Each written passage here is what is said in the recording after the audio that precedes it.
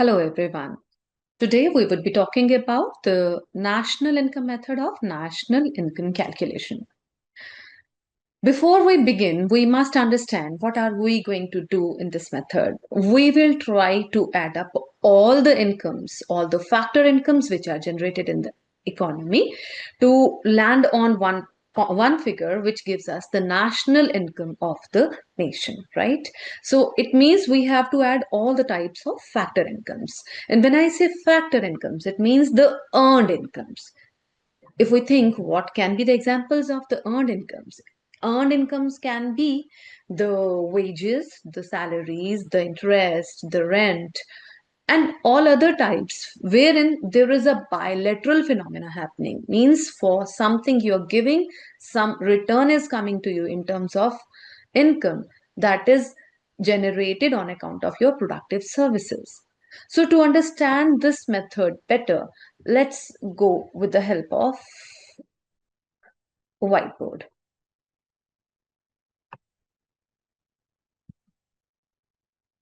Here we begin. So when we're talking about national income and income method, first and foremost thing is we must understand what it is going to give us. So the income aggregate which we're going to get from this is NDP at FC. Mind you, this is not the symbol of national income. This is the symbol of domestic income because D is reflected over here, net domestic product at factor cost. So let's find out the components which create NDP FC for us. See, the beauty.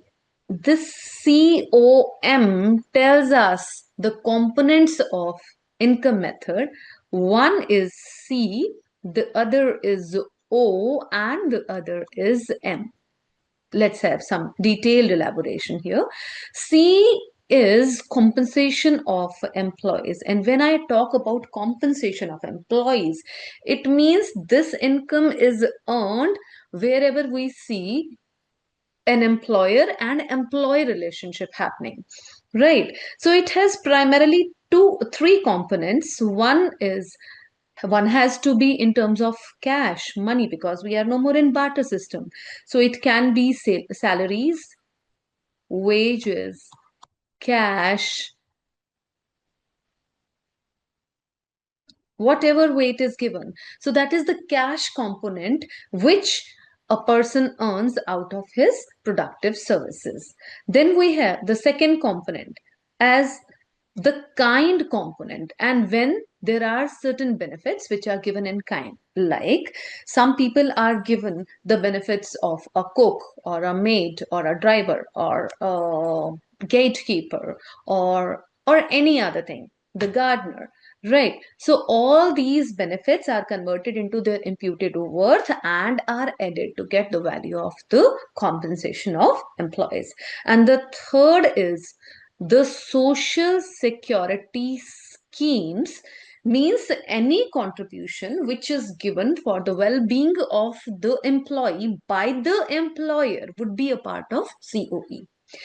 Mind you, for confusing the students, SSS in the numericals is given in two formats. The premium paid for the gratuity or the pension or anything, right? Insurance paid by employee or employer. So whenever you get to see this premium is paid by employer, that has to be added.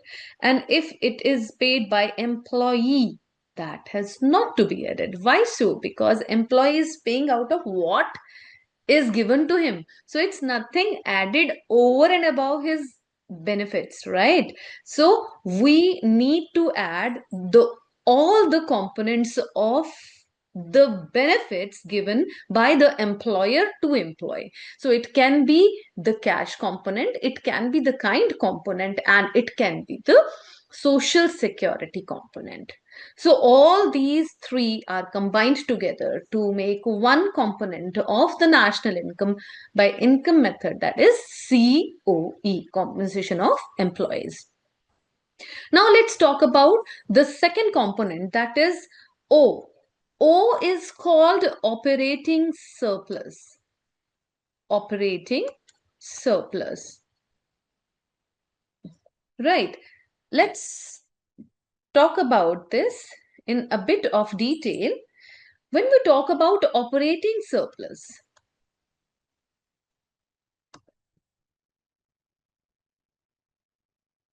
it also is further divided into two aspects: income from property and income from entrepreneurship. Property, and this is income from entrepreneurship.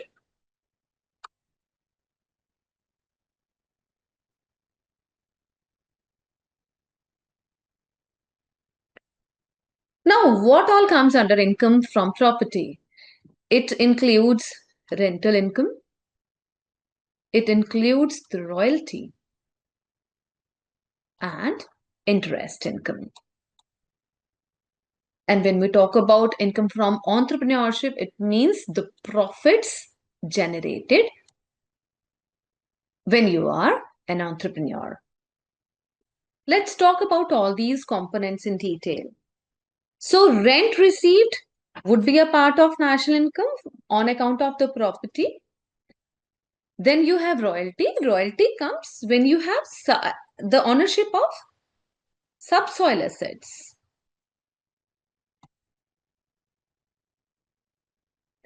And when I say subsoil assets, for example, you're the owner of a piece of land which is rich in minerals and resources and other ores. So if that is taken up by the government and government pays you the royalty to extract those minerals, so that royalty is your earned income and that is a part of operating surplus. Then we talk about interest payments. And yes, there is one more aspect of royalty. Royalty comes on account of intellectual property rights as well. For example, Lata Mangeshkar ji had sung a number of melodious songs for Hindi, Bollywood music, and other streams as well. So if that music, that piece of music is used by some other movie maker or in the same context somewhere else, the person is required to pay the royalty rights to the family now. Right. Then we talk about interest. This interest means the interest has to be on account of some productive services. If this interest is taken up for consumption purposes, it would never be a part of national income. Interest means interest if is paid when it is taken for production of some new firm or something, that is a part of it. That is a part of operating surplus. But if interest is paid or received when it is used for consumption purposes, would never be a part of it. Right. Interest paid by one firm to another firm would also not come into operating surplus because it is mutual exchange, because one firm has already accounted for that component of interest before. Right. And then we talk about the profit aspect. What is profit? We say profit means the residual rights, right?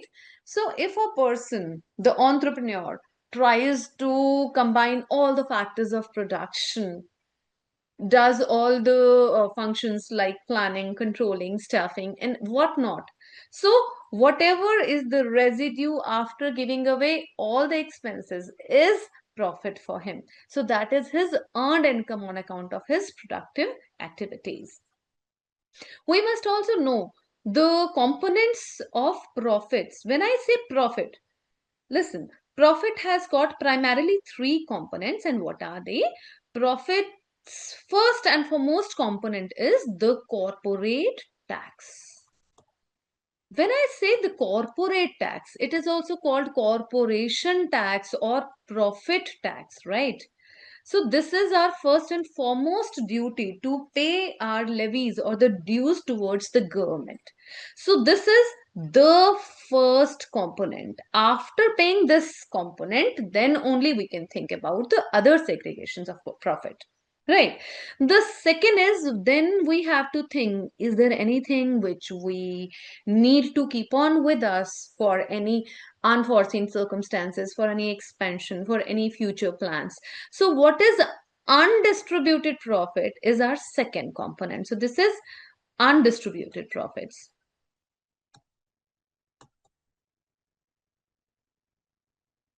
Or we do say this is nothing but the savings of the private sector. And whatever is now there would become the income of the investors, that is the dividend.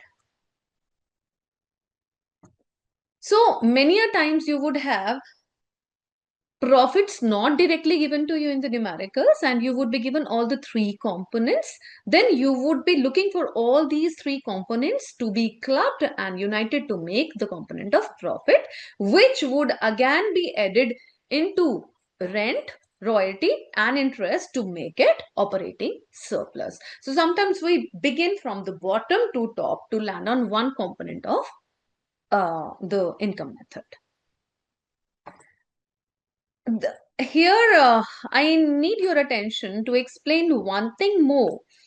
Sometimes profit is also given in terms of profit before tax and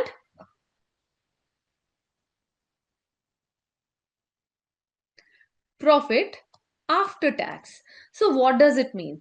Profit before tax is nothing but profit which has got all first, second and third component inherent with it.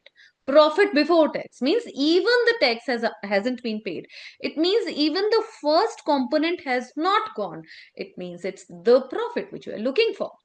And the second component is profit after tax, which is sometimes given to you, and it creates confusion amongst the students fraternity. So what is it? Profit after tax means this first component is not there, it has been deducted, and you are left with only second and third component here, that is the undistributed profit and the dividends.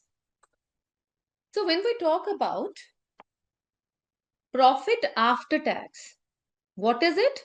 The corporate tax, the first component has already been paid. The second and third component are still intact here. So how to go about when it comes to numerical practice? So in this case, when profit after tax is given, we would simply be adding back the corporate tax or corporation tax to get back profit. So with this clarity, let's again move to the third and the last component. Here we have read that income method has got three components, C, O and M. So C is compensation of employees, O is operating surplus and M is the mixed income. To discuss this third component of mixed income, let me bring you back to the concept of factors of production and their returns to the factors of production. What all are the factors of production? Factors of production are land, labor, capital, and entrepreneur. And the returns are land gets to have the rent, labor gets the wages, capital gets the interest, and entrepreneur gets the profit. Right. So wherever we have any small businesses going on, small shopkeepers, unregistered firms, for example, somebody is into a candle making business and that happens at his own home in one of the rooms. So he has taken one of his rooms, right? Then he himself is working as a laborer, he himself is the master, right? And he started with this business with the small savings as the capital. So whatever he earns as the return, so that would be a part of mixed income, because the income generated by this phenomenon is mixed income, and we are not able to segregate what component is for which return. Like he is working as a laborer, he is working as the entrepreneur, it's his own capital, he is having his own land, so the returns are altogether combined, and hence he carries on with this as mixed income. We also call this M as MISE, mixed income of self-employed. So when we get this mixed income of self-employed, This is the third and the last component of the income method. So all these three, when are clubbed together, we are going to get NDP at FC. Okay. So what next? It means when we just try to outline the steps of the national income and income method, right? What do we need to do? We first have to understand which all are the productive services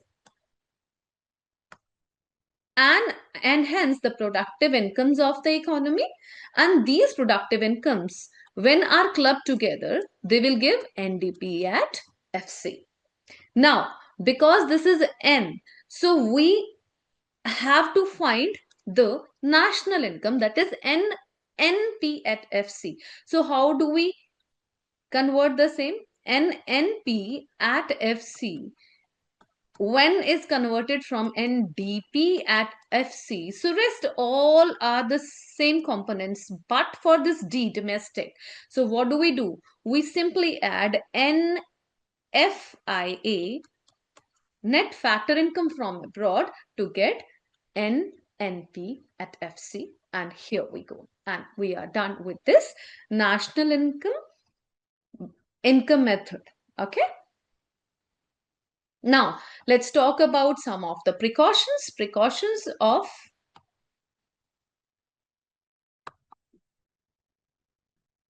income method.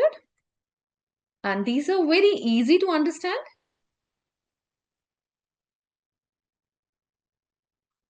How do we go about it? We have to simply write SWIFT. This is SWIFT. And we say SWIFT is not included in national income. Let's understand. What do we mean by S? S means the second-hand goods.